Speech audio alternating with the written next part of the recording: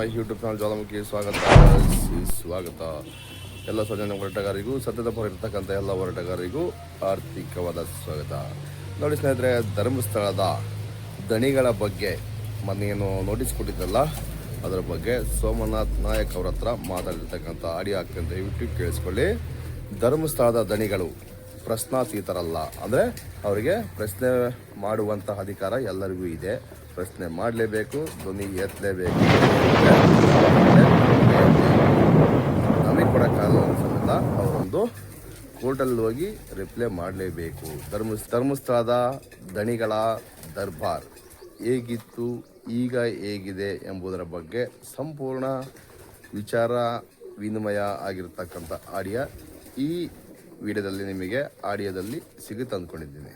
ಸೋಮನಾಥ್ ನಾಯಕ್ ಅವರು ಈಗ ಭಾಳ ವರ್ಷಗಳಿಂದ ಹೋರಾಟ ಮಾಡ್ಕೊಂಡು ಬರ್ತಿರ್ತಕ್ಕಂಥ ವ್ಯಕ್ತಿ. ಮೊದಲು ಹೆಗ್ಡೆಯ ಪರವಾಗಿದ್ದರು, ಈಗ ಯಾಕೆ ಉಲ್ಟಾ ಹೊಡೆದ್ರು ಅಥವಾ ಏಕೆ ಅವರನ್ನು ಬಿಟ್ಟು ಬಂದರು ಅಂದರೆ, ಅವ್ರು ಮಾಡಿರ್ತಕ್ಕಂಥ ಅನ್ಯಾಯ ಬೇಜಾನಿದೆ ರೀ. ಅದ್ರ ಬಗ್ಗೆ ಅವರಿಗೆ ಮನವರಿಕೆ ಆಯಿತು. ಅವರು ಹೊರಗೆ ಬಂದು ಸಂಘಟನೆ ಕಟ್ಟಿಕೊಂಡು ಬಂದು ಇಲ್ಲಿವರೆಗೂ ಹೋರಾಟ ಮಾಡ್ತಾಯಿದ್ದಾರೆ.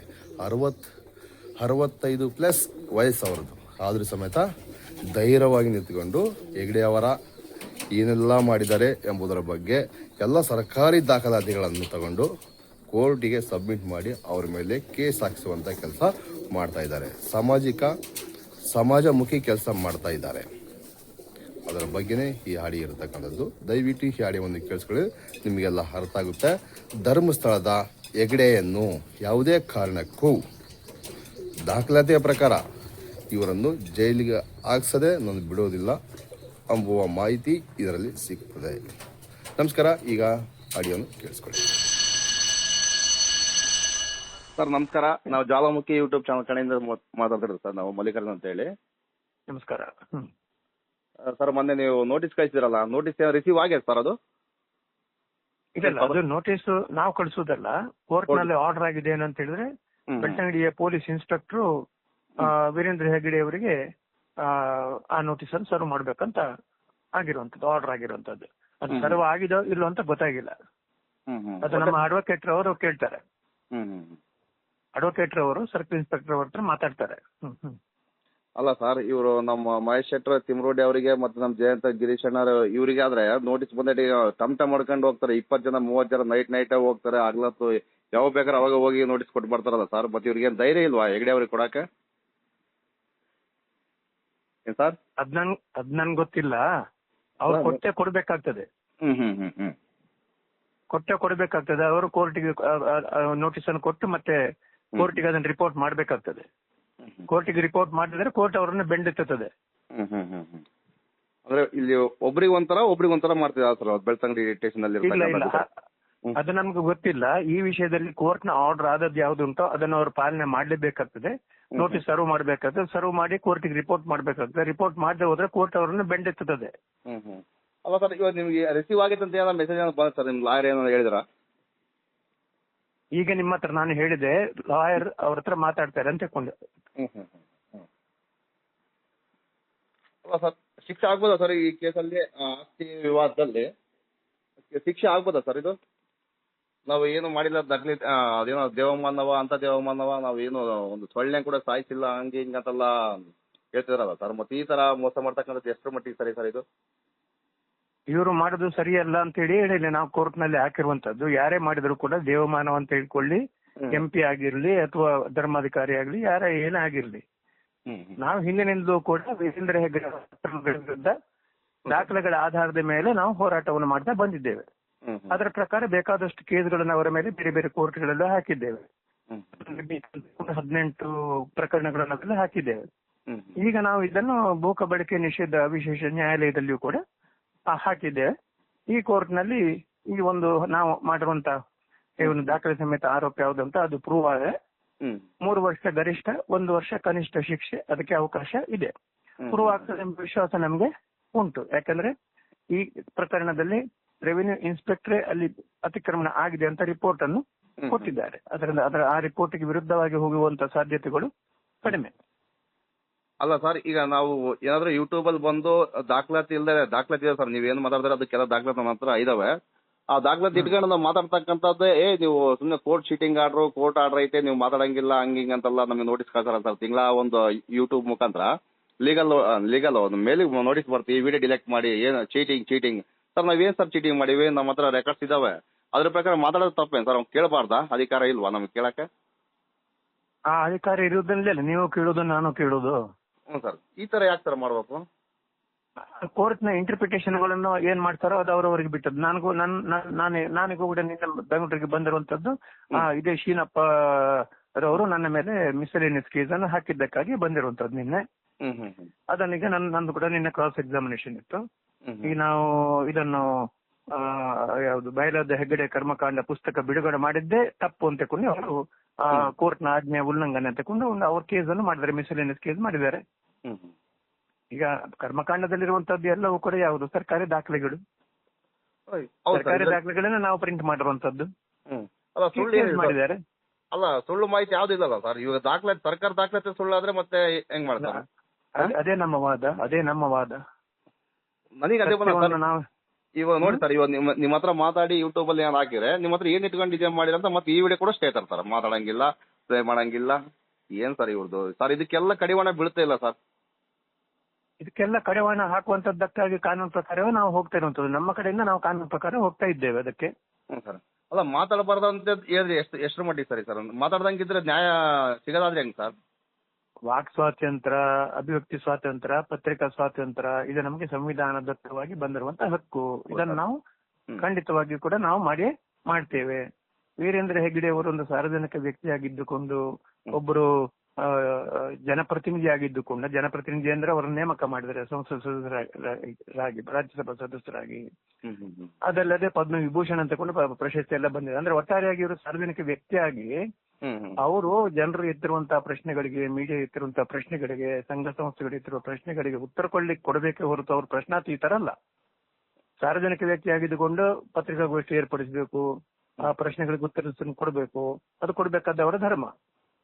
ಆದ್ರೆ ಅವರು ಏನ್ ಮಾಡ್ತಾ ಇದ್ದಾರೆ ಅಂದ್ರೆ ಈ ತರದಲ್ಲಿ ಕಾನೂನಿನ ಒಂದು ಲೂಪ್ ಹೋಲ್ಸ್ ಯಾವ್ದುಂಟು ಅದನ್ನೆಲ್ಲ ಬಳಸ್ಕೊಂಡು ಮಾಸ್ ತಡೆಯಾಜ್ಞೆಗಳನ್ನು ಎಲ್ಲ ತರಿಸ್ತಾರೆ. ಈಗ ನೋಡಿ, ಈಗ ಇವತ್ತು ನನಗೆ ಈಗ ನಿನ್ನೆನ ಬಂದಿದೆ ಇಮೇಲ್ ಮುಖಾಂತರ. ಈ ಫೇಸ್ಬುಕ್ ನಲ್ಲಿ ನಾನು ಏನೆಲ್ಲ ಹಾಕಿದ್ದೇನೋ ಅದೆಲ್ಲವನ್ನು ಕೂಡ ಲಿಂಕ್ಸ್ ಹಾಕಿ 106 ಲಿಂಕ್ಸ್ ಗಳನ್ನ ಹಾಕಿ ಅದನ್ನೆಲ್ಲ ಡಿಲೀಟ್ ಮಾಡಬೇಕು ಅಂತ ಹೇಳಿ ನನ್ಗೀಗ ನಿನ್ನೆ ನೋಡಿರುವಂತದ್ದು ಹಾಕಿದ್ದಾರೆ. ಗೊತ್ತಂತ 3-5 ವರ್ಷದ ಹಿಂದೆ ನನ್ನ ಫೇಸ್ಬುಕ್ ಅನ್ನು ಎಲ್ಲರೂ ಬ್ಲಾಕ್ ಮಾಡಿ ಅವರು ಕೊಟ್ಟು ರಿಪೋರ್ಟ್ ಮಾಡಿ ಮಾಡ್ತಿದ್ರು. ಮಾಡ್ತಾ ಇದ್ದಾರೆ. ಇಲ್ಲಿ ವೀರೇಂದ್ರ ಹೆಗ್ಗಡೆ ಅವರು ಹೋಗುವಂತ ದಾರಿ, ಅವರು ಒಂದು ಉತ್ತರವನ್ನು ಸಾರ್ವಜನಿಕರಿಗೆ ಕೊಡಬೇಕು, ಪ್ರಶ್ನೆಗಳಿಗೆ ಒಂದು ಉತ್ತರ ಕೊಟ್ಟು ಸಮಸ್ಯೆ ನಿವಾರಣೆ ಮಾಡಬೇಕು ಅನ್ನೋದು ದಾರಿ ಬೇಕಿತ್ತು. ಆದ್ರೆ ಅವರು ಏನ್ ಮಾಡ್ತಾ ಇದ್ದಾರೆ ಅಂತ ಹೇಳಿದ್ರೆ ಬೇರೆ ಮಾರ್ಗವನ್ನು ಅನುಸರಿಸ್ತಾ ಇದ್ದಾರೆ. ಅಂದ್ರೆ ಕೋರ್ಟ್ ತಡೆಯಾಜ್ಞೆ ತರೋದು ಅಥವಾ ಒಂದು ರೀತಿಯಲ್ಲಿ ಎಲ್ಲರನ್ನು ಕೂಡ ಹೆದರಿಸುವುದು, ಬೆದರಿಸುವುದು. ಧರ್ಮಸ್ಥಳದಲ್ಲಿ ಕೂಡ ಅಭಿಷೇಕ್ ಮತ್ತು ವಿರಾಟ್ ಅವರು, ಅಜಯ್ ಕುಮಾರ್ ಸರ್ ಸ್ವಲ್ಪ ನಿಮ್ದು ವಾಯ್ಸ್ ಬ್ರೇಕ್ ಆಗ್ತಿದೆ ಸರ್, ಸ್ವಲ್ಪ ಬ್ರೇಕ್ ಆಗ್ತಿದೆ ಸರ್ ವಾಯ್ಸ್. ಹಾಗೆ ಮಾಡಿಸಿದ್ರು. ಹಾಗೆ ಅದೆಲ್ಲ ಅವರು ಬಳಸುವಂತ ಮಾರ್ಗದ ಸರಿಯಲ್ಲ, ಅದು ತಪ್ಪು. ಮಾತ್ರ ಅದಕ್ಕೆ ಸಮಾಜ ಉತ್ತರ ಕೊಡ್ತಾ ಉಂಟಲ್ಲ. ಅದಕ್ಕೆ ನಾವು ಬಯಲಾದ ಹೆಗ್ಗಡೆ ಕರ್ಮಕಾಂಡ ಜನತಾ ನ್ಯಾಯಾಲಯ ಎದುರು ಅಂತ ಹೇಳುವಂತದ್ದು. ಹಾಗೆ ಜನತಾ ನ್ಯಾಯಾಲಯವೂ ಇದೆ, ಕಾನೂನು ನ್ಯಾಯಾಲಯವೂ ಇದೆ, ದೇವರ ನ್ಯಾಯಾಲಯ. ಅವ್ರು ಎಲ್ಲ ಕಡೆಯಲ್ಲೂ ಕೂಡ ಯಶಸ್ವಿ ಸಾಧ್ಯ ಇಲ್ಲ ಅಲ್ಲ. ಎಲ್ಲ ಕಡೆಯಲ್ಲೂ ಯಶಸ್ವಿ ಆಗ್ಲಿಕ್ಕೆ ಸಾಧ್ಯ ಇಲ್ಲ. ಈಗ ಅವರ ಟಿಆರ್ಪಿಯಲ್ಲಿ ಬಂದು ನಿಂತಿದೆ. ಈಗ ಅವರನ್ನು ಯಾರು ಮಾಡ್ತಾರೆ, ಯಾರು ಹೊಗಳ್ತಾರೆ, ಏನೋ ವೇದಿಕೆಯಲ್ಲಿ ಕೆಲವರು ಹೊಗಳ್ತಾರೆ ಅಥವಾ ತಗೊಂಡವರು ಅಥವಾ ಈ ತರ ಬಿಟ್ಟರೆ ಬಾಕಿ ಯಾರು ಇಲ್ಲ. ಬೀದಿಗಳಲ್ಲಿ ಎಲ್ಲರೂ ಕೂಡ ಅವರನ್ನು ಈಗ ಅವ್ರು ಎಂತ ಒಂದು ಮನುಷ್ಯ ಎನ್ನುವಂಥದ್ದು ಮನುಷ್ಯ ದೇವಮಾನದಲ್ಲೂ ಗೊತ್ತಾಗಿದೆ. ಈಗ ಅದು ಕೂಡ ಶಿಕ್ಷೆ ಇಲ್ಲ ಅವರಿಗೆ. ಹಾಗೆ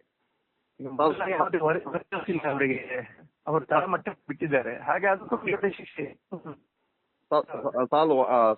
ಸ್ವಲ್ಪ ವಾಯ್ಸ್ ಬ್ರೇಕ್ ಆಗ್ತಿದೆ ಸರ್, ವಾಯ್ಸ್ ಬ್ರೇಕ್ ಆಗ್ತಿದೆ ನೋಡಿ ಸರ್ ಸ್ವಲ್ಪ. ಇಲ್ಲಿ ಹಾಗೆ ಇದೆ, ನೆಟ್ವರ್ಕ್ ಹಾಗೆ ಇದೆ ಇಲ್ಲಿ. ನಮ್ಮದು ಕರೆಕ್ಟ್ ಇದೆ ಸರ್. ಸರ್ ಇವಾಗ ಕೇಳಿಸುತ್ತೆ ಹೇಳಿ ಸರ್, ಕೇಳಿಸುತ್ತೆ ಹೇಳಿ ಸರ್. ಹಾ ಹಾ. ಅಲ್ಲ ಸರ್, ಈಗ ನಾವು ಧರ್ಮಸ್ಥಳ ಸಂಘದಲ್ಲಿ ಇದ್ದೀವಿ ಸರ್ ಮೊದಲು. ನಮ್ಗೆ ರೆಕಾರ್ಡ್ಸ್ ಕೊಡಿ, ಸೌಜನ್ಯ ಹೋರಾಟಗಾರರಾದ ಯೂಟ್ಯೂಬ್ ಚಾನಲ್ ಸಂತೋಷ್ ರಾವ್ ಮತ್ತೆ ಆಮೇಲೆ ಬೇರೆ ಬೇರೆ ಯೂಟ್ಯೂಬ್ ಅಲ್ಲೆಲ್ಲ ನೋಡಿದ್ವಿ. ಈ ತರ ನಮ್ದು ಮೋಸ ಆಗಿದೆ ಹೆಂಗ್ ತಡಿ ಅಂತೇಳಿ ಚೆಕ್ ಮಾಡಿ ಸರ್. ಚೆಕ್ ಮಾಡಿದಾಗ ನಮಗೆ ಡಿಫರೆನ್ಸ್ ಅಮೌಂಟ್ ಬಂತು. ನಾವು ದಾಖಲಾತಿ ಕೇಳಿ ಸರ್, ಈಗ 1 ವರ್ಷ ಆಗೈತೆ. ನಾವು ಬ್ಯಾಂಕಿಂಗ್ ಸ್ಟೇಟ್ಮೆಂಟ್, ಪಾಸ್ಬುಕ್ ಇದೆಲ್ಲ ಕೇಳ್ತಾ ಇದೀವಿ. ಒಂದು ರೆಕಾರ್ಡ್ಸ್ ಕೊಡ್ತಾ ಇಲ್ಲ ಸರ್ ಅವರು. ಕೊಟ್ಟೆ ಅವ್ರ ಬಂಡವಾಳ ಬಯಲಿ ಬೀಳುತ್ತ ಕೊಡ್ತಾ ಇಲ್ಲದೋ ಏನೋ ಗೊತ್ತಿಲ್ಲ. ಸಂಪೂರ್ಣ ಮಾಹಿತಿ ನಮ್ಗೆ ಏನಿಲ್ಲ. ಅವರಿಗೆ ಬಿಸ್ನೆಸ್ ಕರೆಸ್ಪಾಂಡೆಂಟ್ ಮಾಡಿದ್ದಾರೆ SKD ಅಂತ. ಬ್ಯಾಂಕ್ ಏಜೆಂಟ್ ಆಗಿದ್ದಾರೆ. 5.25% ಅವರು ಕೊಡ್ತಾರೆ. ಸೊ ಆ ಕಾರಣದಲ್ಲಿ ಬ್ಯಾಂಕ್ ಮತ್ತು ಅವರೊಳಗೆ ಒಂದು MOU ಆಗಿಕೊಂಡು ಅವ್ರು ಮಾಡ್ತಾ ಇದ್ದಾರೆ. ಮಾರುವಂತ ಮೆಥಡ್ ಅದು ಸಮಂಜಸವಾಗಿ ಹಾಗೆ. ಸರ್ ನಾನು ಕಟ್ ಮಾಡ್ಲಾ ಸ್ವಲ್ಪ, ಯಾಕೆ ವಾಯ್ಸ್ ಬ್ರೇಕ್ ಆಗಿ ಕಟ್ ಮಾಡಿ ಮಾಡ್ತೀನಿ. ಕಟ್ ಮಾಡಿ ಮಾಡ್ತೀನಿ ಸರ್. ಈಗ ಕೇಳಿಸ್ತಿದೆ ಸರ್, ಕೇಳಿಸ್ತಿದೆ ಈಗ. ಸರಿ, ನೆಟ್ವರ್ಕ್ ಇಲ್ಲಿ ಸ್ವಲ್ಪ ಸಮಸ್ಯೆ ಇದೆ ಇಲ್ಲಿ. ಹೌದು. ಅಲ್ಲ ಸರ್, ಅವರು ಧರ್ಮಸ್ಥಳ ಸಂಘದವರು ನಾವು 1 ರೂಪಾಯಿನೂ ಯಾರಿಗೂ ಮೋಸ ಮಾಡಿಲ್ಲ ಅಂತೇಳಿ ಮೊನ್ನೆ ಒಬ್ಬ KGF ಮೂಲದವ್ರು ನಮ್ಗೆ ಫೋನ್ ಮಾಡಿದ್ರು. ಏನ್ ನೋಡಿ, ನೀವು ತಪ್ಪು ಮಾಹಿತಿ ಕೊಡ್ತಾ ಇದ್ರಿ ಜನಗಳಿಗೆ, 1 ರೂಪಾಯಿನೂ ಮೋಸ ಆಗೋದಿಲ್ಲ ಸರ್. ಮೋಸ ನನಗೆ ಆಗಿದೆ ಸರ್, ಬೇಕಾದ್ರೆ ರೆಕಾರ್ಡ್ಸ್ ಕೊಡ್ತೀನಿ, ನೀವು ಮಾತಾಡಿ ಸರ್, ನೀವು ಹಂಗೆ ಹಿಂಗೆ ಅಂತ ಹೇಳಿದ್ರೆ ಎಲ್ಲ ಮಾತಾಡಿದಾಯ್ತು ಸರ್. 1 ವರ್ಷ ಆಯ್ತು ಮಾತಾಡಕತ್ತೀನಿ. ಇವತ್ತಿನವರೆಗೆ ರೆಕಾರ್ಡ್ಸ್ ಕೊಡ್ತಾ ಇಲ್ಲ, ಇನ್ನೊಂದು ಮಾಡ್ತಾ ಇಲ್ಲ. ಇವಾಗ ನಾವು ಕಟ್ಟಿರ್ತಕ್ಕಂಥ ದುಡ್ಡು ಕರೆಕ್ಟ್ ಹೋಗ್ಬೇಕಲ್ಲ, ಅದು ಕೂಡ ಹೋಗ್ತಾ ಇಲ್ಲ ಸರ್. ಬೇಕಾದ್ರೆ ನಿಮ್ಗೆ ವಾಟ್ಸ್ಆಪ್ ಮುಖಾಂತರ ಆಗ್ತೀನಿ ಅಂತ ಎಲ್ಲ ಹೇಳ್ದ ಅವರಿಗೆ. ಆದ್ರೂ ಕನ್ವಿನ್ಸ್ ಮಾಡಕ್ ನೋಡ್ದೆ. ಮತ್ತೆ ಇನ್ನೊಂದ್ಸರಿ ಫೋನ್ ಮಾಡಕ್ ಹೋದ್ರೆ ಫೋನ್ ಎತ್ತಲಿಲ್ಲ ಅವಯ್ಯ. ಮತ್ತೆ ಮಾಡ್ದಾಗ ತುಮ್ಕದೆ ಮತ್ತೆ ಮಾಡ್ಲಿಲ್ಲ ಅವಯ್ಯ. ಬಹಳ ನ್ಯಾಯ ಮಾಡ್ತಾರೆ ಸರ್ ಈ ಧರ್ಮಸ್ಥಳ ಸಂಘದವರು. ಒಂಥರ ಏನಂತಾರ ಸರ್, ನಿಮ್ ಕಡೆ ಜಿರ್ಲೆ ಹೆಂಗ ಒಳಕ್ ಹೋಗಿ ರಕ್ತ ಇರುತ್ತೋ ಅದಕ್ಕಿಂತ ಡಬಲ್ ಫಟ್ ಇರ್ತಾರೆ ಸರ್. ಇವ್ರು ಗೊತ್ತೇ ಆಗೋದಿಲ್ಲ. ಆ ಇಲ್ಲೇ ಆ ಜಿರಳೆ ಏನಂತೀರ ಸರ್ ನೀವು? ನಮ್ ಕಡೆ ಎಲ್ಲ ಕಾಲೊಳಗೆ ಕೈ ಒಳಗೆ ಹೋಗ್ಬಿಟ್ರೆ ಗೊತ್ತೇ ಆಗೋದಿಲ್ಲ ಅದು. ಅದೇ ತರ ಸರ್ ರಕ್ತ ಇರ್ತಿದೆ ಈ ಸಂಘ. ಇದು ಕಡಿವಾಣ ಸರ್ಕಾರ ಏನೋ ಮಾಡಕ್ಕಾಗಲ್ಲ ಸರ್ ಇದನ್ನ. ಸರ್ಕಾರ ಹೇಗೆ ಕಡಿವಾಣ ಮಾಡುವಂತದ್ದು? ಅಲ್ಲ ಸರ್, ಮಸ್ತ್ ಜನ ಸಾಯ್ತಿದಾರೆ, ಉರ್ಲಾಕೊಂಡು ಸಾಯ್ತಿದಾರೆ ಇವ್ರು ಟಾರ್ಚರ್ಗೆ. ನೋಡ್ಕೊಂಡು ಸುಮ್ಕ ಆಗ್ತಾರಲ್ಲ ಸರ್, ಅದೇ ಬಂದಿರುತ್ತೆ ಅಲ್ಲವ ಸರ್ ನಮಗೆ. ಎಷ್ಟು ಅವ್ರನ್ನೇ ಮುಡಿಸ್ತಾ ಇದೀವಿ, ಆದ್ರೂ ಸಮೇತ ಇದೇನ್ ಮಾಡ್ತಾ ಇಲ್ಲ. ಪೊಲೀಸ್ನವ್ರ ಸಮೇತ ಅವರಿಗೆ ಸಪೋರ್ಟ್ ಮಾಡ್ತಾರೆ ಸರ್. ನಾವೇನೋ ಕೇಳಿದ್ರೆ ಆಯ್ತು ಇಲ್ಲಿ NCR ಮಾಡೋಗಿ, ಇಲ್ಲಾಂದ್ರೆ DP ಮಾಡ್ತೀವಿ ಅಷ್ಟೇ. FIR ಗಿಫಾರ್ ಯಾವ್ದು FIR ಆಗ್ತಾ ಇಲ್ಲ. ಮೊದ್ಲೆಲ್ಲ ಆಗ್ತಿದ್ವು, ಇವಾಗ FIRನೇ ಆಗ್ತಾ ಇಲ್ಲ. ಇವಾಗ ಕೋರ್ಟ್ಗೆ ಹೋಗ್ಬೇಕ ಸರ್. ನಾವಂತೂ ಇವಾಗ ಒಂದ್ ಸ್ವಲ್ಪ ಬುದ್ಧಿ ಅಂತಾರೆ, ಕೋರ್ಟ್ಗೆ ಹೋಗ್ತಾರೆ, ಕೇಸ್ ಹಾಕ್ತಾರೆ, ಏನೋ ಮಾಡ್ತಾರೆ ಅಂತ ಕೇಳಿದ್ರೆ ಇವ್ ಬಡವ್ರು ಎಲ್ಲಿಗೆ ಹೋಗ್ತಾರೆ ಅವರು? ಎಲ್ಲಿ ಅಂತ ಹೋಗ್ತಾರೆ? ಕೇಸ್ ತಗೊಳ್ಳೋದ್ರೆ ಏನ್ ಮಾಡ್ಬೇಕು ಹೇಳಿ ಸರ್? ಇದೆಲ್ಲ ಸಮಸ್ಯೆ ಇದೆ ಸರ್. ಹೆಂಗ್ ಸರ್ ಬಗೆಹರಿಸೋದು ಇದು ನಿಮ್ಮ ಮುಖಾಂತರ? ಬಗೆಹರಿಸೋದಂತ ಹೇಳಿದ್ರೆ ಏನ್, ನಾವ್ ಅದ್ರಲ್ಲಿ ಮೆಂಬರ್ಶಿಪ್ ಅದನ್ನ ಬಿಟ್ಟು ಬಿಡ್ಬೇಕು, ನಾವು ಅಷ್ಟೇ ಬಿಟ್ಬಿಡ್ಬೇಕಂತ ಹೇಳ್ತಿದ್ರಿ. ಅಲ್ಲ ಸರ್ ಇದು ಮತ್ತೆ ಅವರ ಅಂಡರ್ನಲ್ಲಿ ಇರ್ಬೇಕು ಅಂತ ಏನಿಲ್ಲ ಅಲ್ಲ. ಏನಿಲ್ಲ ಸರ್, ಏನಿಲ್ಲ. ಸಂಘದಲ್ಲಿ ಸದಸ್ಯರಾಗಿರ್ಬೇಕು ಅಂತ ಏನಿಲ್ವಲ್ಲ. ನಾವೇ ಸ್ವತಂತ್ರವಾಗಿ ಬೇಕಾದಷ್ಟು ಇದೆ. ಸ್ತ್ರೀ ಶಕ್ತಿ ಗುಂಪುಗಳಿದೆ, ಸಂಘಟನೆಗಳು ಮಾಡ್ತಾ ಇದ್ದೇವೆ, ಎಲ್ಲ ಸ್ವತಂತ್ರವಾಗಿದೆ ಅಲ್ಲ. ನೇರವಾಗಿ ಬ್ಯಾಂಕಿಗೆ ಹೋದ್ರೆ 8ರಿಂದ 10% ಲೋನ್ ಸಿಗುತ್ತೆ. ಇವ್ರದ್ರಿಂದ 15-16% ಅಲ್ಲಿ ಆಗುತ್ತೆ. ಸರ್ 13 ಇವಾಗ ಸ್ವಲ್ಪ ಕೇಳಿದಕ್ಕೆ 13.75 14% ಮಾಡಿದ್ದಾರೆ. ಮೊದಲೆಲ್ಲ 21% ವರೆಗೂ ತಗೊಂಬಾರ, 18-21 ವರೆಗೂ ತಗೊಂಬಾರ ಇವರು. ಅದ್ರಲ್ಲಿ ಮತ್ತೆ ಇನ್ಸೂರೆನ್ಸ್ ಅಂತ ಕಟ್ಸಿ ಅಂತಾರ ಸರ್, ಅದು ಅರ್ಧ ಅಮೌಂಟ್ ಕೂಡ ಬರಲ್ಲ ಕೈಗೆ. 20-21% ಆಗಿರುವಂತದ್ದು SKDDP ಟ್ರಸ್ಟ್ ನಿಂದ, SKDDP BC ಟ್ರಸ್ಟ್ ನಿಂದಲ್ಲ. SKDDP BC ಟ್ರಸ್ಟ್ ಮೇಲೆ ನಾಗರಿಕ ಕೇಸ್ ಮಾಡಿದ್ದಾರೆ. ಅದು ಕಾನೂನು ಪ್ರಕಾರ ಇದು ಇದಿರುವಂತದ್ದು ಮಾಡಿರುವಂತದ್ದು. ಅಲ್ಲ ಸರ್, ನೀವು ಇದು SKDDP ಮೇಲೆ ಒಂದು ಕೇಸ್ ಹಾಕಿರ ಸರ್, ಅದು ಏನಾಯ್ತು ಸರ್ ಅದು ಅವತ್ತು? ಅದನ್ನೇ ನನಗೆ ಹೇಳಿದ್ನಲ್ಲ, ಇವಾಗ SKDDP ಮೇಲೆ ಹಾಕಿರುವಂತದ್ದು ಅದು ಇವಾಗ ಇಲ್ಲಿ ಹೈಕೋರ್ಟ್ ನಲ್ಲಿ ಅದು ಇದಾಗಿದೆ. ಈಗ ಸುಪ್ರೀಂ ಕೋರ್ಟ್ ನಲ್ಲಿ ಅಪೀಲ್ ಮಾಡಿದ್ದೇವೆ. ರಿಜಿಸ್ಟರ್ ಆಗ್ತದೆ. ಹೆಂಗ ಸರ್ 4 ಜನಕ್ಕೆ ಒಳ್ಳೇದಾಗಲ್ಲ ಸರ್. ಅಲ್ಲ ಸರ್, ಇದು ಸಿವಿಲ್ ಇಂಟರ್ ಆಗುತ್ತಂತ ಆಗುತ್ತಾ ಸರ್? ಇದು ಸಿವಿಲ್ ಇಂಟರ್ ಆಗುತ್ತಾ ಸರ್? ಇದು ಯಾವ್ದು? ಈ ಧರ್ಮಸ್ಥಳ ಸಂಘದಲ್ಲಿ ಕಟ್ಟರ್ ಕೈ ಬಿಟ್ರೆ, ಸದಸ್ಯರು ಕಟ್ತಿದಾರೆ, ಕೆಲವರು ಕೈ ಬಿಟ್ಟಿದಾರೆ ಸರ್, ಅವ್ರಿಗೆ ಸಿವಿಲ್ ಪ್ರಾಬ್ಲಮ್ ಆಗ್ಬೋದಾ? ಇದುವರೆಗೆ ಎಲ್ಲಿ ಆಗಿಲ್ಲ, ಆಗ್ಬೋದಾ ಸರ್ ಮುಂದೆ ಏನಾದ್ರು? ನಮ್ಗೆ ನಾವು ಹೆಚ್ಚು ಅಧ್ಯಯನ ಮಾಡಲಿಲ್ಲ ಅದ್ರ ಬಗ್ಗೆ. ಹಾಗೆ ನಮ್ಮ ಪ್ರಶ್ನೆ ಇರುವಂತದ್ದು, ನಮ್ಗೆ ಯಾವ್ದು ಆ ಸಂಘದಿಂದ ಮುಖಾಂತರ ಇರ್ಬೇಕಂತ ಏನಿದೆ? ನಾವು ಸ್ವತಂತ್ರವಾಗಿರ್ಬೋದಲ್ವಾ? ಇರ್ಬೋದು ಸರ್, ಇರ್ಬೋದು. ಸ್ವಸಹಾಯ ಸಂಘದ ಮೂಲ ಪರಿಕಲ್ಪನೆಯೇ ನಾವು ಸ್ವತಂತ್ರವಾಗಿರ್ಬೇಕಂತ, ಇನ್ನೊಬ್ಬರ NGOದ ಅಂಡರ್ ನಲ್ಲಿ ಇರ್ಬೇಕು ಅಂತ ಏನಿಲ್ಲ.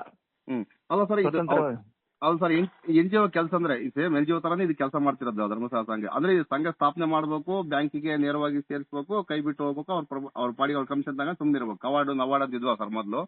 ಅದೇ ರೀತಿ ಕೆಲಸ ಮಾಡ್ಬೇಕಾಗಿತ್ತಲ್ಲ ಸರ್, ಇದು ಕೆಲಸ ಮಾಡ್ತಾ ಇಲ್ಲ ಅಲ್ವಾ ಸರ್ ಇದು? ಹೌದು, ಹ್ಮ್ ನಾವು ಇದ್ವಲ್ಲ ನಾಗೇಶ್ವರ ಟ್ರಸ್ಟ್ನವರು ಕೂಡ ನಬಾರ್ಡ್ನವ್ರದ್ದು ಇವರಿಗೆಲ್ಲ ಟ್ರೈನಿಂಗ್ ಕೊಡೋದ್ರಲ್ಲಿ ಕೂಡ ನಾವೇ ಇದ್ವಿ. ನಮ್ಗೆ ಸ್ಟೇಟ್ ಲೆವೆಲ್ ಅವಾರ್ಡ್ ಕೂಡ ಬ್ಯಾಂಕ್ ಲಿಂಕೇಜಸ್ ಬಂದಿದೆ. ನಮ್ದು 4,000-4,000 ಸ್ವಸಹಾಯ ಸಂಘಗಳು ಸಹ ಇತ್ತು. ನಮ್ಮ ಮೆಥಡ್ ಆಗಿನಿಂದಲೂ ಕೂಡ ಅಷ್ಟು ಸ್ವಸಹಾಯ ಸಂಘ ಅಂತ ಹೇಳಿದ್ರೆ ನಾವು NGOಗಳ ಪಾತ್ರದಲ್ಲಿರುವಂತದ್ದು ಕೇವಲ ಮಾಹಿತಿ ಕೊಡೋದು, ತರಬೇತಿ ಕೊಡೋದು, ಒಂದು 6 ತಿಂಗಳು ಮ್ಯಾಕ್ಸಿಮಮ್ 1 ವರ್ಷ ಮಾತ್ರ. ನಂತರ ಅದನ್ನ ಅದರಷ್ಟಕ್ಕೆ ಬಿಟ್ಟು ಬಿಡಬೇಕು, ಅವರೇ ನಡ್ಸ್ಕೊಂಡು ಹೋಗ್ಬೇಕು ಅದನ್ನು. ಅದು ಸ್ವಸಹಾಯ ಸಂಘ. ಮತ್ತೆ ಇವ್ರಿಗೆ ಹಂಗ್ ಮಾಡಕ್ ಆಗಲ್ಲ ಸರ್? ಇವ್ರದೇ ಒಂದು ಕಾನೂನಾ? ಇಲ್ಲ, ಅವ್ರು ಹಾಗೆ ಮಾಡ್ಬೇಕಂತ ಇರುವಂತದ್ದು. ಅವ್ರಿಗೆ ಆಗದೆ ಹೋದ್ರೆ ನಾವೇ ಹಾಕಿರ್ಬೇಕು ಅದರಲ್ಲಿ. ಅದು ಸತ್ಯ ಸರ್.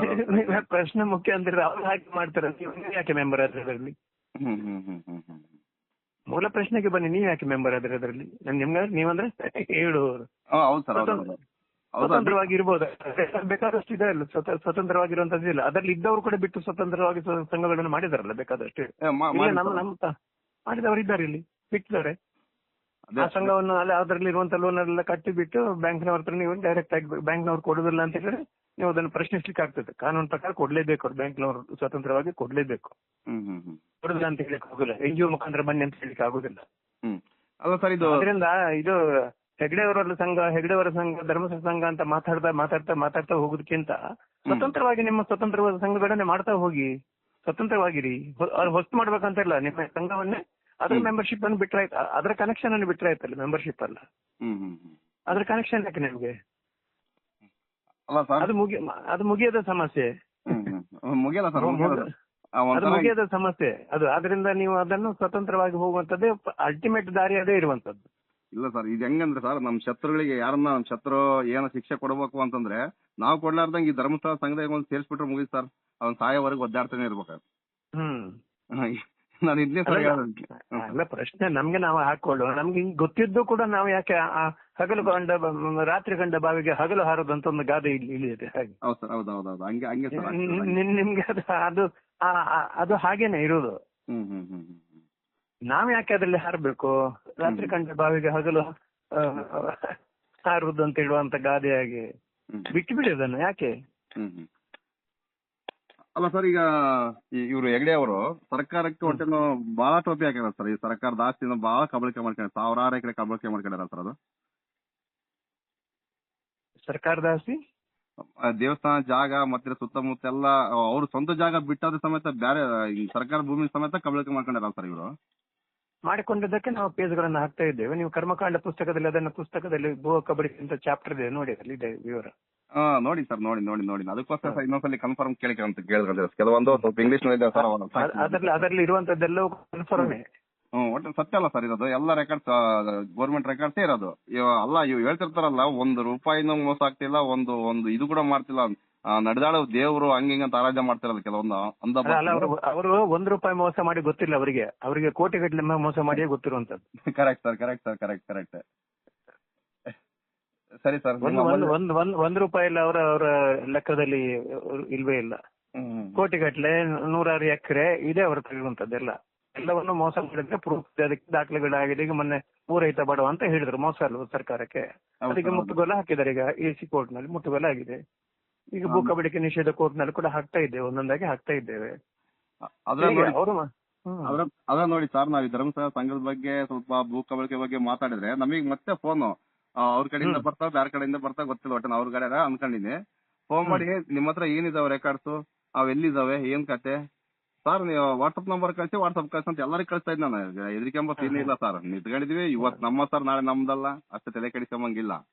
ಎಲ್ಲಾ ರೆಕಾರ್ಡ್ಗಳು ಸಹ ಇದೆ. ಎಲ್ಲವನ್ನು ರೆಕಾರ್ಡ್ ಇಲ್ಲದೆ ನಾವು ಮಾಡಿಲ್ಲ. ಎಲ್ಲವನ್ನು ಕೂಡ ಫೇಸ್ಬುಕ್ ನಲ್ಲಿ ಹಾಕಿದ್ದೇವೆ. ಫೇಸ್ಬುಕ್ ಕೂಡ ಅವರು ಡಿಲೀಟ್ ಮಾಡ್ಲಿಕ್ಕೆ ಪ್ರಯತ್ನ ಮಾಡ್ತಾರೆ. ಕರ್ಮಕಾಂಡದಲ್ಲಿದೆ, PDF ಕಳಿಸ್ತೇವೆ. ಏನಾದ್ರು ಕೂಡ ಇದೆ, ರೆಕಾರ್ಡ್ ಇಲ್ಲದೆ ಯಾವುದು ಕೂಡ ಇಲ್ಲ. ನಾವು ಚಾಲೆಂಜ್ ಕೊಟ್ಟವರಿಗೆ ರಿಜಿಸ್ಟರ್ಡ್ ಪೋಸ್ಟ್ ನಲ್ಲಿ ಕಳಿಸಿದವಲ್ಲ ವೀರೇಂದ್ರ ಹೆಗ್ಡೆ ಅವರಿಗೆ, ನೀವೊಂದು ಸಂವಾದ ಏರ್ಪಡಿಸಿ, ಧರ್ಮಸ್ಥಳದ ದೇವಪೀಠದ ಎದುರು ಒಂದು ಸಂವಾದ ಏರ್ಪಡಿಸಿ, ನಾವು ಬರ್ತೇವೆ, ನಾವು ಹೇಳಿದ್ದು ಒಂದೇ ಒಂದು ಸುಳ್ಳು ಅಂತ ಹೇಳಿದ್ರೆ ಅಲ್ಲೇ ನಾವು ನಿಮ್ಮ ಕಾಲಿಗೆ ಬೀಳ್ತೇವೆ, ತಪ್ಪು ಕೇಳ್ತೇವೆ. ಮಾತ್ರ ನೀವು ಹೇಳಿದ ಶಿಕ್ಷೆಗೆ ನಾವು ಬದ್ಧರು ಅಂತ ಹೇಳಿದೇವಲ್ಲ, ಆ ರೀತಿ ಹೇಳ್ತಾ ಇದ್ದೇವಲ್ಲ, ಈಗಲೂ ಹೇಳ್ತೇವೆ. ಅವ್ರು ಮಾತ್ರ ಅಲ್ಲ, ಅವರ ಸಪೋರ್ಟರ್ಸ್ ಯಾರಿದ್ದಾರೆ, ಬಿಜೆಪಿ DK ಸಿದ್ದರಾಮಯ್ಯ ಯಾರೆಲ್ಲ ಇದ್ದಾರೆ, ಸ್ವಾಮಿಗಳು ಎಲ್ಲ ಇದ್ದಾರಲ್ಲ, ಅವ್ರಿಗೆಲ್ಲ ಹೇಳ್ತಿದ್ದು ಆಯ್ತಪ್ಪ, ನಿಮ್ಗೆ ಅವರು ದೇವಮಾನ ಇರಬಹುದು ನೋಡಿ. ನಾ ಈ ಪ್ರಶ್ನೆಗಳಿಗೆ ಉತ್ತರ ಕೊಡಿ ನೀವು. ಈ 100 ಪ್ರಶ್ನೆಗಳಿಗೆ ಕರ್ಮಕಾಂಡದಲ್ಲಿ ಇರುವಂತಹ ದಾಖಲೆಗಳಿಗೆ ಉತ್ತರ ಕೊಡಿ ನೀವು. ಯಾರು ಮಾಡಿದ್ದಾರೆ? ಯಾರು ಮಾಡುದಿಲ್ಲ. ಯಾಕೆ ಮಾಡುದಿಲ್ಲ? ಯಾಕೆ ಮಾಡುದಿಲ್ಲ ಅಂದ್ರೆ ಇದೆಲ್ಲ ಸತ್ಯ. ಸತ್ಯವನ್ನು ಇಲ್ಲ ಅಂತ ಹೇಳುದಕ್ಕೆ ಸರ್ಕಾರ ದಾಖಲೆ ಅಲ್ವಾ ಅದು? ಹೌದು ಸರ್, ಹೌದು. ಅದನ್ನು ಮಾಡಿಲ್ಲ. ಆದರೆ ಈಗ ಒಂದೊಂದೇ ಈಗ ಉಂಟಲ್ಲ, ಈಗ ಇದಾಗ್ತಾ ಉಂಟು. ಅವ್ರ ಶಿಕ್ಷೆ ಅನುಭವಿಸ್ತಾ ಇದ್ದಾರೆ ಈಗ. ಅದೇ ಸರ್, ಅದೇನಂತೀರ ಸರ್, ಮೊದಲು ನಾವು ಧರ್ಮಸ್ಥಳದಲ್ಲಿ ಒಂದ್ ಚಪ್ಪಲಿ ಬಿಟ್ಟು ಬಂದ್ರೆ ಇನ್ನೊಂದು ವರ್ಷ ಹೋದ್ರು ಕೂಡ ಚಪ್ಪಲಿ ಅಲ್ಲಿ ಇರುತ್ತೆ ಅಂತ ಹೇಳ್ತಿದ್ವಿ. ಬಟ್ ಇವಾಗ ಹೆಣ್ಮಕ್ಳವ್ರು ಕೂಡ ವಾಪಸ್ ಬರೋ ಗ್ಯಾರಂಟಿ ಇಲ್ದಂಗೆ ಆಗತ್ತಲ್ಲ ಸರ್ ಅದು. ಹೌದು. ಆದ್ರಿಂದ ಈಗ ಅಲ್ಲಿ ಬರುವಂತವ್ರ ಸಂಖ್ಯೆ ಕೂಡ ತುಂಬಾ ಕಡಿಮೆ ಆಗಿದೆ. ಹೆದರಿಕೆ ಇದೆ ಎಲ್ರಿಗೂ ಕೂಡ ಬರುವಂತದ್ದು, ಭಾರಿ ಕಡಿಮೆ ಆಗಿದೆ. ಎಲ್ರಿಗೂ ಕಡಿಮೆ ಆಗಿದೆ ಬರುವಂತದ್ದಲ್ಲಿ, ಯಾಕಂದ್ರೆ ಎಲ್ರಿಗೂ ಹೆದರಿಕೆ ಇದೆ. ಹೌದು ಸರ್, ಹೌದು. ಮೊದ್ಲು ಸರ್ ನಮ್ಗೆ ಸುಮ್ನೆ ಹೇಳ್ತಿದ್ರು ಕತೆ ಗೀತೆ ಹತ್ರ ಬಿಡಪ್ಪ ಅಂತ ಸುಮ್ಕಾಗ್ತಿದ್ವಿ. ಬಟ್ ನಮಗೆ ಯಾವಾಗ ಫೋನ್ ನಂಬರ್ ಹಾಕಿ ನಾವು ಯೂಟ್ಯೂಬ್ ಚಾನಲ್ ಮಾಡಿಬಿಟ್ನೋ ಅವಾಗಿಂದ ಫೋನ್ ಬರೋ ಸ್ಟಾರ್ಟ್ ಮಾಡಿ ಸರ್. ಹೆಣ್ಮಕ್ಳು ಗಂಡ್ಮಕ್ಳು ಇಲ್ಲ ನಮ್ಗೆ ಈ ತರ ಆಗ್ತಿದೆ, ಧರ್ಮಸ್ಥಳಕ್ಕೆ ಹೋದಾಗ ಹಿಂಗ ಆಗ್ತಿತ್ತು, ನೈಟ್ ಆಗ್ತಿತ್ತು, ಆಗ್ತಿತ್ತು, ಪ್ರತಿಯೊಂದು ಹೇಳ್ತಾರೆ ಸರ್. ಕೆಲವೊಬ್ರು ಪಬ್ಲಿಷ್ ಮಾಡಿ ಅಂತ ಹೇಳ್ತಾರೆ, ಕೆಲವೊಬ್ರು ಪಬ್ಲಿಷ್ ಮಾಡ್ಬಿಡಿ ಅಂತ ಹೇಳ್ತಾರೆ. ಅವ್ರ ಒಪ್ಪಿಗೆ ತಗೊಂಡೆ ಸರ್ ನಾವು ಪಬ್ಲಿಷ್ ಮಾಡ್ತಾರೆ ಅದು ಇಲ್ಲವರೆಗೂ ಸರ್. ಮತ್ತೆ ಧರ್ಮಸ್ಥಳದವರೇ ಫೋನ್ ಮಾಡ್ಯಾರ ಸರ್. ಅವರು ಚಿಕ್ಕದಣಿಗಳಿದಾರ ಸರ್, ಭಾರಿ ಮುಂಗೋಪಿ ಅಂತಾರ ಅವರು. ಕಾಲೇಜಿನಲ್ಲಿ ಇದ್ದಕ್ಕಿದ್ದಂಗೆ ಬಡ್ದಾಕ್ತಿರಂತ. ಅವ್ರಿಗೆ ಏನ್ ಸ್ವಲ್ಪ ಎದುರು ಮಾತಾಡಿದ್ರೆ ಸಾಕು ಹಂಗೆ ಹೋಗಿ ಬಡ್ಯಾರಂತ ಸರ್. ಅವ್ರು ಸತ್ತು ಹೋಗ್ತಾನೆ ಬಿಡ್ತಾನೆ ನೆಕ್ಸ್ಟ್ ಅದು ಅಷ್ಟೊಂದ್ ಮುಂಗೋಪಿ ಅಂತ ಸರ್. ಮತ್ ಇನ್ನೊಂದು ಅವ್ರಿಗೆ ಏನೋ ಮೈಕ್ ಇಡ್ಕೊಂಡ್ರೆ ಈ ಟಿವಿ 9 ಆಗ್ಲಿ ಈ ಬೇರೆ ಯಾವನೋ ಸ್ಯಾಟಲೈಟ್ ಮಾಧ್ಯಮದವರು ಅವ್ರಿಗೆ ಈ ತರ ಅಂತ ಕೇಳಿದ್ರೆ ಅವ್ರು ನೇರವಾಗಿ ಒಪ್ಕೊಂತಾರಂತ. ಸತ್ಯನಾ ಸರ್? ಏನ ಇವಾಗ ಏನೋ ಸರ್ ಅದೇ ಚಿಕ್ಕದಣಿಗಳು ಇದಾರ ಸರ್, ಧರ್ಮಸ್ಥಳ ಚಿಕ್ಕದಣಿಗಳು. ಅವ್ರಿಗೆ ಹಿಂಗ ಆಗ್ತಿರಲ್ಲಪ್ಪ ಧರ್ಮಸ್ಥಳದಲ್ಲಿ ಅಂತ ಕೇಳಿದ್ರೆ ಅವರು ಭಾರಿ ಮುಂಗೋಪಿಗಳಂತ. ಏನ್ ಮಾಡ್ಕಂತಿ ಅಂತ ಆ ತರ ಕೂಡ ಮಾತಾಡ್ಯಾರಂತ. ಅದ್ ನಿಜನಾ ಅದು? ಹೌದು 100% ನಿಜ. ಅವರ ಹಾಗೇನೆ ಮುಂಗೋಪಿ, ರಫ್ ಮಾತಾಡ್ತಾರೆ, ರಫ್ ಮಾಡ್ತಾರೆ, ಜೋರ್ ಮಾಡ್ತಾರೆ. ಅವರ ವ್ಯಕ್ತಿತ್ವ ಇರುವುದೇ ಹಾಗೇನೆ. ಅವ್ರು ತಪ್ಪು ಮಾಡಿದ್ ಒಪ್ಪಿಕೊಂಡ್ರೆ ಸಮೇತ ನಮ್ಮ ಸರ್ಕಾರದವರಲ್ಲಿ ನಮ್ಮ ಪೊಲೀಸ್ನವ್ರಿಗೆ ಏನು ಮಾಡಕ್ ಆಗ್ತಿಲ್ಲವ ಸರ್. ಹೆಂಗ್ ಸರ್ ಇದು? ಒಬ್ರಿಗೊಂದ್ ಕಾನೂನು ದುಡ್ಡಿದ್ರೆ ಏನ್ ಬೇಕಾದ್ರೂ ಮಾಡ್ಬೋದಾ ಸರ್? ಹೆಂಗ್ ಸರ್ ಬಡವ್ರ ಜೀವನ ಮಾಡೋದು? ಬಡವ್ರಿಗೊಂದ್ ನ್ಯಾಯ, ಶ್ರೀಮಂತರಿಗೊಂದ್ ನ್ಯಾಯ ಆದ್ರೆ ಹೆಂಗ್ ಸರ್? ಬಾಬಾ ಸಾಹೇಬ್ರು ಕರೆಕ್ಟ್ ಬರ್ದಾರೆ ಎಲ್ಲರಿಗೂ ಒಂದೇ ತರ ಅಂತ. ಬಟ್ ಇವ್ರು ಅದನ್ನ ಕೊಡ್ತಾ ಇಲ್ಲ ಸರ್, ಅಧಿಕಾರನೇ ಕೊಡ್ತಾ ಇಲ್ಲ. ದಲಿತರದು ದಬ್ಬಾಳಕ್ಕೆ ಪಾಪ ಚಿತ್ರ ಆದ್ರೆ ಜೀವಂತವಾಗಿ ಸುಡಾಕ್ ಹೊರಟಿದ್ರಂತೆ, ಸುಟ್ಟು ಹಾಕ್ಬಿಟ್ಟಿದ್ರು. ಅದನ್ನ ಕೂಡ ನೋಡಿದೆ ಸರ್. ನಾನು ಮಾಧ್ಯಮದಲ್ಲೆಲ್ಲ ನೋಡಿದೆ ಅದನ್ನ. ಸರ್ ನಿಮಗೆ ಥ್ರೆಟ್ ಏನೋ ಬಂತು ಸರ್ ಅಲ್ಲಿಗೆ? ನಿಮ್ಮ ಆಫೀಸ್ ಸುಟ್ಟಾಕ್ತೀನಿ ನಿಮಗೆ, ಕೊಲೆ ಬೆದರಿಕೆ ಅವೆಲ್ಲ ಬಂದಿತ್ತು ಸರ್ ನಿಮಗೆ? ಸ್ವಾಮಿ, ನಿಮ್ಗೆ ನಾವು 1988ನೇ ಇಸ್ವಿಯಿಂದ ಈ ಹೋರಾಟದಲ್ಲಿದ್ದೇವೆ. 1988ನೇ ಇಸ್ವಿಯಿಂದ ಈಗ. ಮತ್ತೆ ನಮ್ದೊಂದು ಸಂಘಟನೆ, ನಾವು ವ್ಯಕ್ತಿಗಳಲ್ಲ. ನಾಗರಿಕ ಟ್ರಸ್ಟ್ ಅಂತ ಹೇಳಿದ್ರೆ ಬಹಳ ದೊಡ್ಡದಾದಂತ ಬಲಾಢ್ಯವಾಗಿರುವಂತ ಸಂಘಟನೆ ಇದು. ಒಬ್ರು ವ್ಯಕ್ತಿ ಮೇಲೆ ಇದು ಡಿಪೆಂಡ್ ಆಗಿಲ್ಲ. ನಾನು ಎದುರಿಗೆ ಕಾಣ್ತಾ ಇರಬಹುದು ಅಷ್ಟೇ. ಇದು ಬಹಳ ದೊಡ್ಡ ಬಲಾಢ್ಯವಾದ ಸಂಘಟನೆ. ಇವಾಗೂ ನಿಮ್ ಬೆಂಬಲಕ್ಕೆ ನಾವೆಲ್ಲ ನಿಂತ್ಕೊಂಡಿವಿ ಸರ್. ಈಗ ಇಡೀ ನಮ್ ರಾಜ್ಯದಲ್ಲಿ ನಿಂತ್ಕೊಂಡಿ ಸರ್. ಈಗ ಯಾಕಂದ್ರೆ ಸತ್ಯವನ್ನೇ ಹೇಳ್ತಾರೆ. ನೀವು ಯಾವ ಸುಳ್ಳು ಯಾವ್ದು ಹೇಳಿ ಸರ್? ಇಲ್ಲಿವರೆಗೆ ಯಾವ ಸುಳ್ಳು ದಾಖಲಾತಿನೇ ಇಲ್ಲ, ಇನ್ನೊಂದು ಇಲ್ಲ.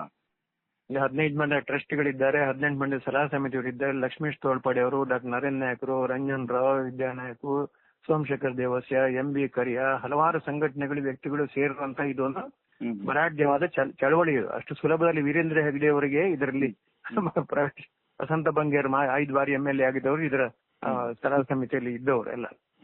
ಸೊ ಆದ್ರೆ ವಿಶ್ವನಾಥ್ ಶೆಟ್ಟರ್ ಅಂತ ಭಾರತೀಯ ಮಜದೂರ್ ಸಂಘದ ಅಧ್ಯಕ್ಷರು, HMS ನ ಉಪಾಧ್ಯಕ್ಷರು ಕುಮಾರ್ ಅಂತ ಕೊಂಡು ಹೇಳಿರುವಂತವರು, ವಿರುದ್ಧ ರಾಜ್ಯ ಒಕ್ಕೂಟದ ಶಿವರಾಜೇಗೌಡರು ಅಂತ, ಇವರೆಲ್ಲ ನಮ್ಮ ಸಲಹಾ ಸಮಿತಿಯಲ್ಲಿ ಆಕ್ಟಿವ್ ಆಗಿರುವಂತವ್ರು, ಬರೀ ಒಂದು ನೇಮ್ ಸೇಕ್ ಅಲ್ಲ ಇರುವಂತವ್ರು. ಅದರಿಂದ ಇದನ್ನು ಅವರಿಗೆ ಅಷ್ಟು ಸುಲಭದಲ್ಲಿ ಮತ್ತೊಂದು ತತ್ವದ ಆಧಾರದ ಮೇಲೆ, ಸಾಮೂಹಿಕ ನಾಯಕತ್ವದ ಮೇಲೆ ಪಾರದರ್ಶಕವಾಗಿ ನಾವು ನಡೆಸಬಹುದು. ಸಂವಿಧಾನವನ್ನೇ ನಾವು ದೇವರಂತ ಹೇಳುವಂತದ್ದು. ನಾವು ಬೇರೆ ಯಾವುದರ ಮೇಲೆ ನಾವು ಹೇಳುದಿಲ್ಲ. ಸಂವಿಧಾನ, ಪ್ರಜಾಪ್ರಭುತ್ವ, ಇದೇ ನಮ್ಮ ದಾರಿ. ಅಷ್ಟೇ ಸರ್, ಅಷ್ಟೇ. ಅದರ ಮುಖಾಂತರ ನಾವು ಹೋಗುವಂತದ್ದು. ನಮ್ಮ ವ್ಯವಸ್ಥೆಗಳಲ್ಲಿ ಎಷ್ಟೇ ದೋಷಗಳಿರ್ಬೋದು, ತಪ್ಪುಗಳಿರ್ಬೋದು, ಬಟ್ ಕೊನೆಗೂ ಕೂಡ ಅದೇ ವ್ಯವಸ್ಥೆ ಮುಖಾಂತರ ಹೋಗ್ಬೇಕಾನೆ ನಾವು. ಅದೇ ಮುಖಾಂತರ ಹೋಗ್ಬೇಕು. ವ್ಯವಸ್ಥೆ ಸರಿ ಮಾಡ್ಬೇಕಾದ್ರೆ ನಾವೆಲ್ಲರೂ ಕೂಡ ಅದರಲ್ಲಿ ಸರಿ ಮಾಡ್ಲಿಕ್ಕೆ ಅದ್ರೊಳಗೆ ಇರ್ಬೇಕು. ದೂರದ ಕೂಡ ಬೈದ ಕೂಡ ಅದೆಲ್ಲ ಆಟೋಮ್ಯಾಟಿಕಲಿ ಸರಿ ಆಗುದಿಲ್ಲ. ದಾರಿ ಬೇರೆ ಇವು ಕೂಡ ಇಲ್ಲ. ಸರ್ಕಾರ ಬೇಕೇ ಬೇಕಲ್ವಾ, ನ್ಯಾಯಾಂಗ ವ್ಯವಸ್ಥೆ ಬೇಕೇ ಬೇಕಲ್ಲ. ಅದು ಎಷ್ಟೇ ಕೆಟ್ಟದಿರ್ಬೋದು, ಅದಕ್ಕೆ ಪರ್ಯಾಯ ಬೇರೆ ಉಂಟಾ? ಉಂಟು. ಅದಕ್ಕೆ ಪರ್ಯಾಯ ಉಂಟಾ ಏನಾದ್ರು? ಇಲ್ಲ ಸರ್, ಏನಿಲ್ಲ ಸರ್, ಶಿಕ್ಷೆ ಒಂದೇ. ಅಲ್ಲ, ನ್ಯಾಯಾಂಗ ವ್ಯವಸ್ಥೆ ಮತ್ತು ಸರ್ಕಾರ ಇದೆರಡೂ ಕೂಡ ಇರಲೇಬೇಕು. ಅದು ಇಲ್ಲದೆ ಹೋದ್ರೆ ಪರ್ಯಾಯ ಬೇರೆ ಉಂಟಾ? ಬೇರೆ ಏನಿಲ್ಲ ಸರ್. ಹಾಗಾದ್ರೆ ನ್ಯಾಯಾಂಗ ವ್ಯವಸ್ಥೆಯಲ್ಲಿ ತಪ್ಪುಗಳಿದ್ರೆ ಸರ್ಕಾರದಲ್ಲಿ ತಪ್ಪುಗಳಿದ್ರೆ ಹ್ಮ್ ಅಲ್ಲಿಯೇ ನಾವು ಸರಿ ಮಾಡ್ಲಿಕ್ಕೆ ನೋಡ್ಬೇಕು, ಅದಕ್ಕೆ ಹೋರಾಟ ಮಾಡ್ಬೇಕು, ನಮ್ಮ ಹಕ್ಕು ಸ್ಥಾಪನೆ ಮಾಡ್ಬೇಕು. ಬಿಟ್ರೆ ಬೇರೆ ದಾರಿ ಇಲ್ಲ ಅಂತ ಹೇಳಿ ಅದಕ್ಕೆ. ಹೌದು ಸರ್, ಹೌದು, ಅದೇ ಸರ್, ಅದೇ ದಾರಿ ಇದೆ ಸರ್, ಅದನ್ನ ಬಿಟ್ಟು ಬೇರೆ ಇನ್ನಿಲ್ಲ. ಅದಕ್ಕೆ ನಾವು ಎಷ್ಟೇ ಬೈದ್ರು, ಹ್ಮ್ ಎಷ್ಟೇ ದೂರಿದ್ರು, ಎಷ್ಟೇ ಸ್ಟ್ರಾಂಗ್ ಆಗಿ ಹೇಳಿದ್ರು, ಏನಿದ್ರು ಕೂಡ ಅದು ಆ ಕಾರಣಕ್ಕಾಗಿ ಬದಲಾಗುದಿಲ್ಲ. ಅದು ಆಗಲ್ಲ ಸರ್, ಆಗಲ್ಲ, ಕರೆಕ್ಟ್. ಆ ಕಾರಣಕ್ಕಾಗಿ ಬದಲಾಗುದಿಲ್ಲ. ಸರಿ ಸರ್, ನಿಮ್ಮ ಅಮೂಲ್ಯವಾದ ಟೈಮ್ ಕೊಟ್ಟಿರಿ ಸರ್, ಇಷ್ಟೊಂದು ಬಿಸಿ ಟೈಮಲ್ಲಿ. ಸರಿ ಸರ್, ಮತ್ತೆ ನಮಗೇನ ಕೇಳ್ಬೇಕನ್ಸಿದ್ರೆ ಕೇಳ್ತೀವಿ ಸರ್. ಸರ್, ನಾವು ಪ್ರಸಾರ ಮಾಡ್ಬೋದಲ್ಲ ಸರ್, ನಿಮ್ಮ ವಾಯ್ಸ್ ಮುಖಾಂತರ ಜನಗಳಿಗೆ ತಿಳಿಸ್ಬೋದಲ್ವಾ? ಮಾಡ್ಬೋದು. ಸರಿ sir, thank you sir, okay.